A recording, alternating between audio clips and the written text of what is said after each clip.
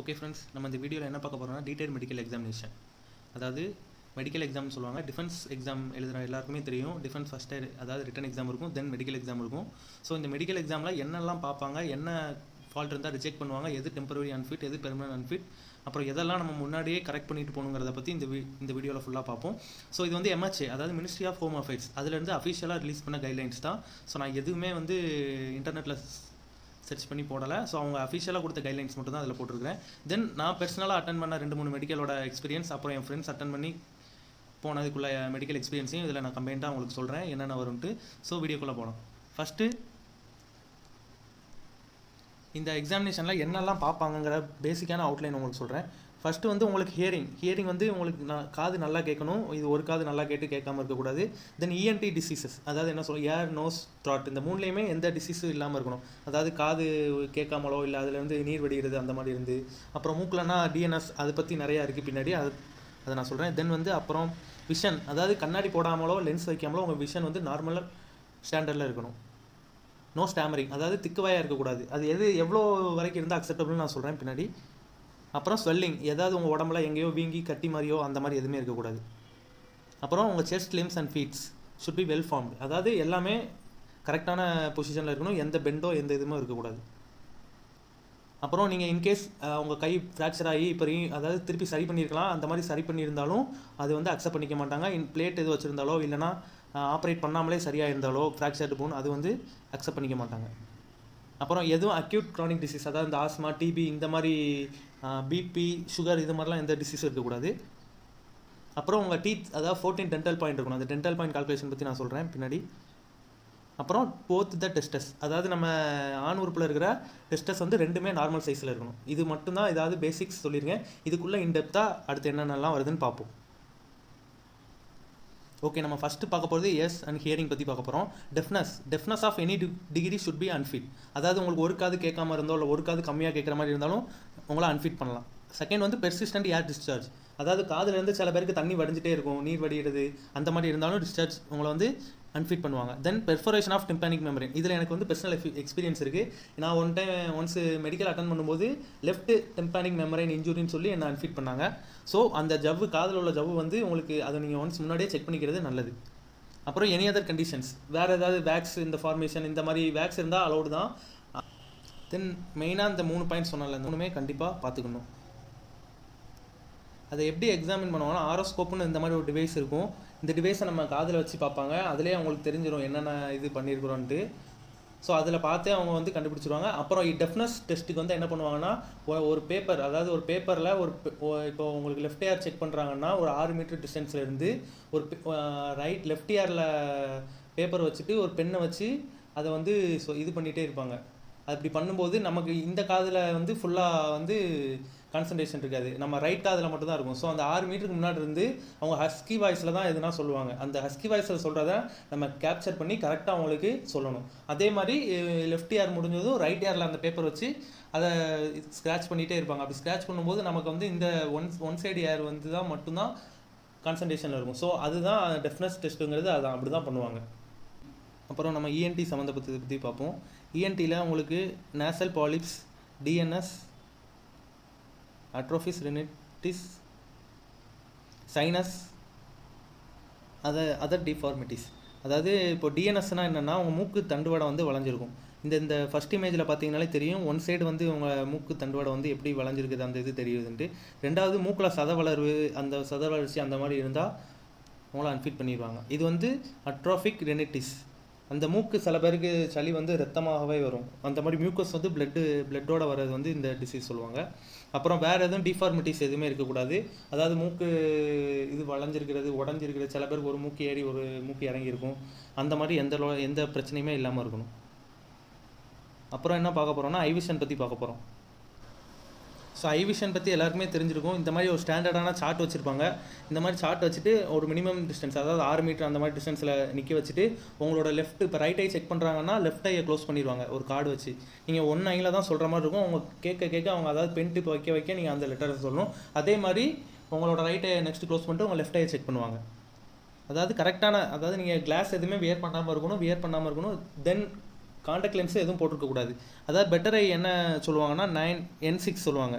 6/6 distance vision வந்து 6/6 இருந்தால் better I, அதாவது 6/9 இருந்தால் ஒர்ஸ்ட்னு சொல்லுவாங்க. அதே மாதிரி உங்களுக்கு நியர் விஷனில் என்ன பண்ணுவாங்கன்னா ஒரு சின்ன புக்கு, அதில் வந்து எழுத்து கொஞ்சம் சின்னதாக தான் இருக்கும், அதை உங்க கிட்ட அதாவது ஒரு 1 feet கிட்ட வச்சு உங்களை ரீட் பண்ண சொல்லுவாங்க. அதாவது மினிமம் டிஸ்டன்ஸ் வந்து 25 சென்டிமீட்டர் தான். ஸோ 1 feet கிட்ட வச்சு உங்களை வந்து ரீட் பண்ண சொல்லுவாங்க. அப்படி நீங்கள் கரெக்டாக ரீட் பண்ணிட்டீங்கன்னா உங்களுக்கு பெட்டர் ஐ, அப்படி இல்லை நீங்கள் அதில் கஷ்டப்பட்டீங்கன்னா உங்களை ஒர்ஸ் ஐ போட்டு உங்களை அன்ஃபிட் பண்ணிடுவாங்க. தென் கலர் பிளைனஸ். இந்த கலர் பிளைனஸ் வந்து நீங்கள் ரொம்ப முக்கியமாக பார்க்கணும். ஏன்னா நிறைய பேருக்கு இது கலர் பிளைனஸ் இருக்குங்கிறதே தெரியாமல் இருக்கும். ஏன் கூட வந்து அவங்க நிறைய பேர் அதாவது அந்த மாதிரி ஒரு பிரச்சனை இருக்குங்கிறதே தெரியாமல் இந்த டெஸ்ட்டில் வந்து அவங்க நிறைய பேர் ஃபெயில் ஆனாங்க. ஒரு கிட்டத்தட்ட ஒரு 5-6 பேர் இதில் வந்து ஃபெயில் ஆனாங்க. ஸோ கலர் பிளைனஸ் நீங்கள் முன்னாடியே நீங்கள் இது குரோமில் எடுத்தீங்கனாலே வரும் இந்த டெஸ்ட்டு. நீங்கள் முன்னாடியே அதை வந்து பார்த்துக்கிறது நல்லது. அப்புறம் டென்டல் பாயிண்ட்ஸ் பற்றி பார்ப்போம். டென்டல் பாயிண்ட்ஸில் என்னென்னா உங்களுக்கு number of maximum total point வந்து டோட்டல் டென்டல் பாயிண்ட் வந்து 22 இருக்கும். ஆனால் அவங்க மினிமம் ரெக்கார்ட் வந்து 14 டென்டல் பாயிண்ட் இருந்தாலே ஓகே. அந்த என்னென்னா இன்சிசர்னால் நம்ம முன்னாடி இருக்கிற பல், அதாவது எய்தர் கீழே உள்ள ஜாலையும் 4 பல் இருக்கும், மேலே உள்ள ஜாலையும் 4 பல் இருக்கும். அப்புறம் கனைங்கிறது அந்த இன்சிசர் பக்கத்தில் இருக்கிற ஒரு பல். நீங்கள் இந்த இமேஜை பார்த்தீங்கனாலே தெரியும். அப்புறம் மோலார், ப்ரீமோலார், அதில் வந்து மொத்தம் எத்தனை பல் இருக்குங்கிறது இந்த இதில் கொடுத்துருக்காங்க. டீத்துன்னு எய்தர் ஜான்னு கொடுத்துருக்காங்கல்ல, அது வந்து ப்ரீமோலார்ஸ் மொத்தம் 4 இருக்கும், கீழே மேலே 4 இருக்கும். மோலார்ஸ் வந்து கீழே 6 இருக்கும், இந்த ஜாலை 6 இருக்கும், மேலே உள்ள ஜாலை 6 இருக்கும். ஸோ லெஃப்ட் ரைட்டையும் நான் சேர்த்து சொல்கிறேன். இந்த இமேஜில் உங்களுக்கு 3 தான் கொடுத்துருப்பாங்க, இதை மாதிரி இந்த சைடும் 6 இருக்கும்.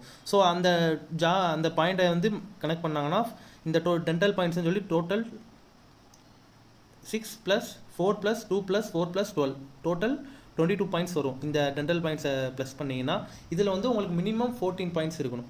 14 டென்டல் பாயிண்ட்ஸ். அது எப்படி கால்குலேட் பண்ணுவாங்கன்னா நம்ம டீத்தை எப்படி கடிக்க சொல்லுவாங்க. இப்படி கடிக்கும்போது அந்த மேலேயும் கீழேயும் வந்து கோயின்சிடன்ஸ் ஆகிற டீத்தை மட்டும் தான் டென்டல் பாயிண்ட்ஸாக கனெக்ட் பண்ணுவாங்க. ஸோ வந்து அந்த மாதிரி பண்ணுறதுல சில பேருக்கு வந்து இந்த மாதிரி கனெக்ட் ஆகாமல் இருக்கும், அதாவது இப்படி கடிக்கும்போது. ஸோ அப்படி இருக்கும்போது அதை டென்டல் பாயிண்டில் கனெக்ட் பண்ண மாட்டாங்க. நம்ம இப்போ அடுத்து எதை பற்றி பார்க்க போகிறோம்னா கையில் என்னென்னலாம் டெஸ்ட் பண்ணுவாங்கன்னு பார்க்க போகிறோம்.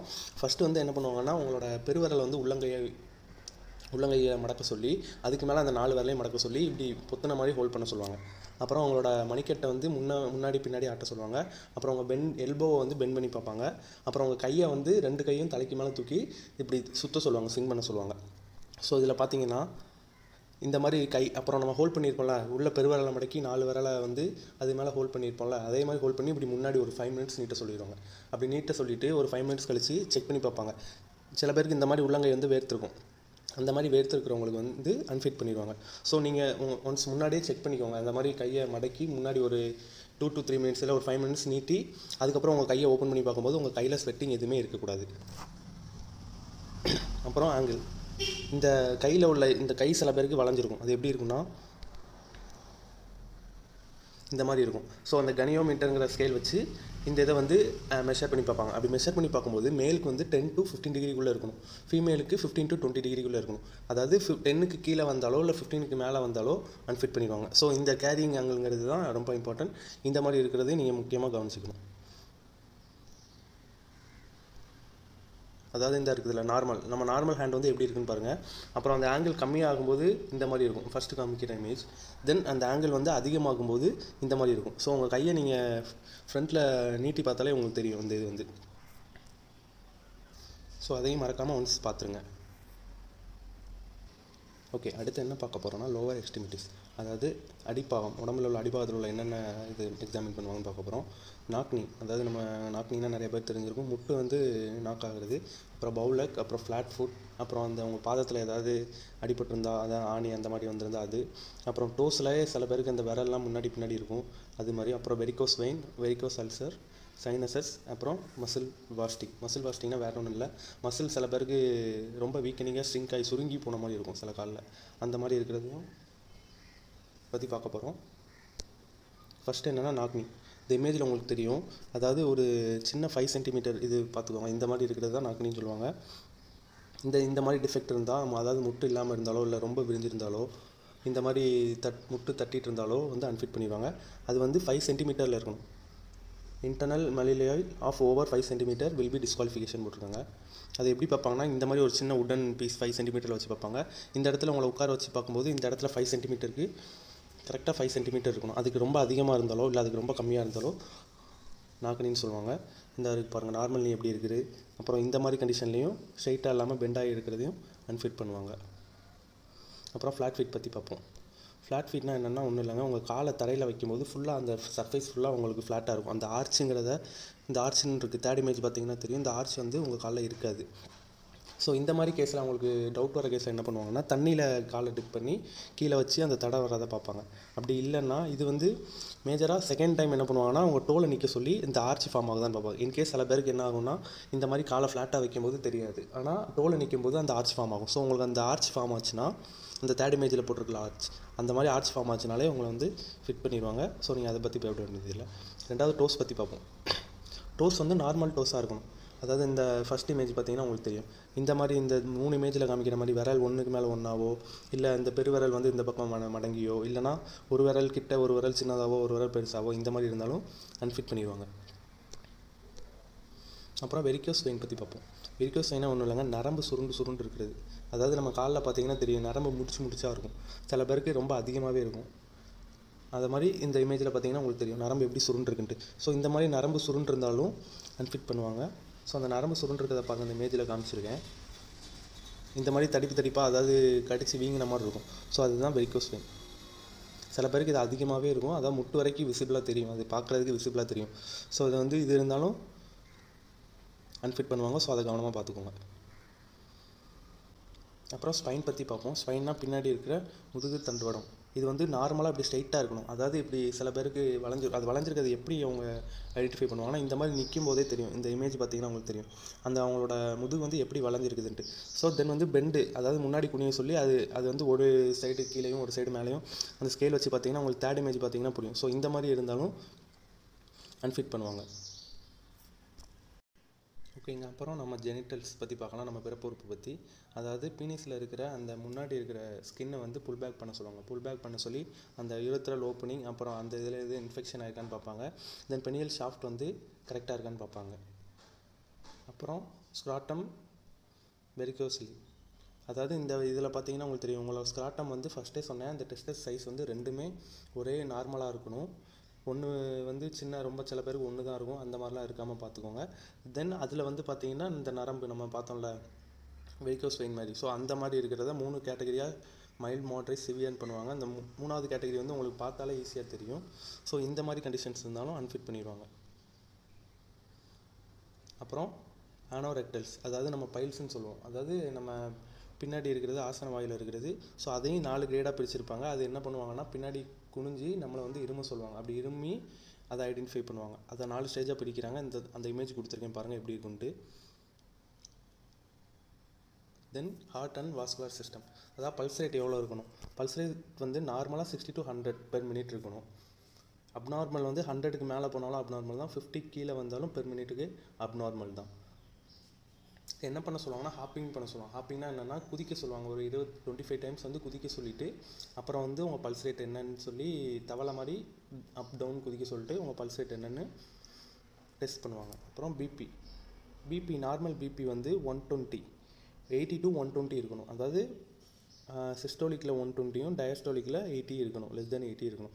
இதுக்கு அபோவாக இருக்கிறது கண்டிஷன்ஸ் வந்து அப்நார்மல். என் ஃப்ரெண்டு ஒரு அண்ணன் வந்து பிபிலையும் வந்து ரிஜெக்ட் ஆகிருக்காங்க. ஸோ பிபியை முன்னாடியே செக் பண்ணிவிட்டு நீங்கள் அதை கண்ட்ரோலில் வச்சுக்கிறது நல்லது.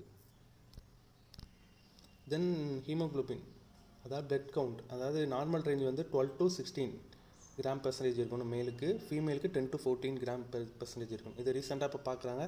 ஸோ இதையும் பிளட் கவுண்ட்டையும் நீங்கள் முன்னமே செக் பண்ணி அதுக்கான டயட் ஃபுட்டு, அப்புறம் அதை இன்க்ரீஸ் பண்ணுறதுக்காக டேப்லெட்ஸ்லாம் எடுக்கிறது நல்லது. அப்நார்மல் வந்து 18க்கு மேலே இருந்தால் அப்நார்மல் தான். அதாவது ரொம்ப அதிகமாக இருக்குதுங்கிறது வந்து ஒரு ப்ராப்ளம் தான்.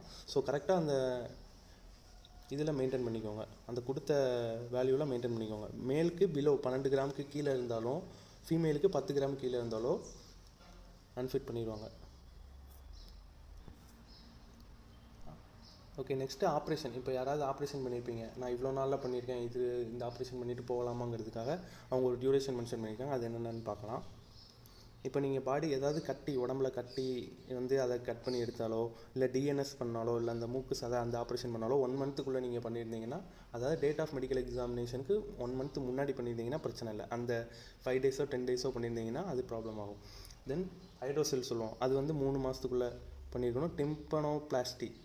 டிம்பனோபிளாஸ்டி வந்து 4 மாதத்துக்கு மேலே ஆயிருந்ததுன்னா பிரச்சனை இல்லை. அப்புறம் அப்டாமின், உங்கள் வயத்தில் ஏதாவது ஓப்பன் பண்ணி இந்த லைக்கு அப்பண்டிக்ஸ் பண்ணுறதோ அந்த மாதிரி ஆப்ரேஷன், ஏதாவது குடல் வாழ்வு இறக்கம் இந்த மாதிரி ஏதாவது ஆப்ரேஷன் பண்ண சர்ஜரி, அந்த மாதிரி டைம் லிமிட் வந்து 6 மந்த்துக்கு முன்னாடி பண்ணியிருந்தீங்கன்னா நீங்கள் அன்னைக்கு மெடிக்கலுக்கு எலிஜிபிளாக இருப்பீங்க.